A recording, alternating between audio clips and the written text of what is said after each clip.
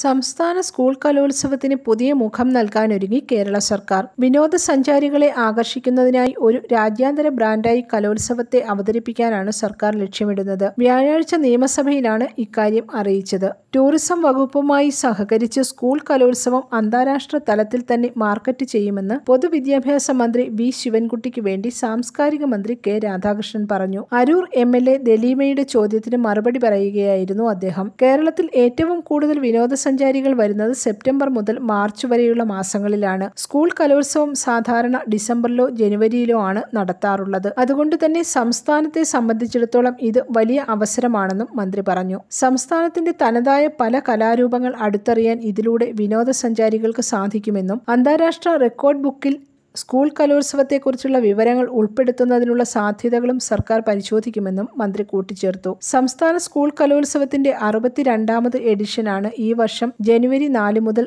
8 വരെ കൊല്ലത്ത് നടന്നത്. News desk press Malayalam. ഈ റിപ്പബ്ലിക് ദിനാഘോഷം മനോഹരമാക്കാം. രാജകുമാരി ഗോൾഡ് ആൻഡ് ഡയമണ്ട്സിന്റെ വമ്പൻ ഓഫറുകൾക്കൊപ്പം ഇന്ത്യയുടെ 75ാം റിപ്പബ്ലിക് ദിനം പ്രമാണിച്ച് 75ലധികം ഗോൾഡ് കോയിനുകൾ സൗജന്യമായി സ്വന്തമാക്കാൻ സുവർണാവസരം. കൂടാതെ സ്വർണം വാങ്ങുമ്പോൾ ഗ്രാമിന് 75 രൂപയുടെ കിഴിവും പഴയ സ്വർണം എക്സ്ചേഞ്ച് ചെയ്യാനുള്ള അവസരവും. രാജകുമാരിയുടെ ഫ്രീഡം സെയിലിന്റെ ഭാഗമായുള്ള ഈ ഓഫർ മാമാങ്കത്തിൽ പങ്കാളികളാവാൻ ജനുവരി 26, 27, 28 തീയതികളിൽ ഞങ്ങളുടെ ഷോറൂമുകൾ സന്ദർശിക്കൂ. ഈ റിപ്പബ്ലിക് ദിനാഘോഷം രാജകുമാരി ഗോൾഡ് ആൻഡ് ഡയമണ്ട്സിനൊപ്പം ആവട്ടെ.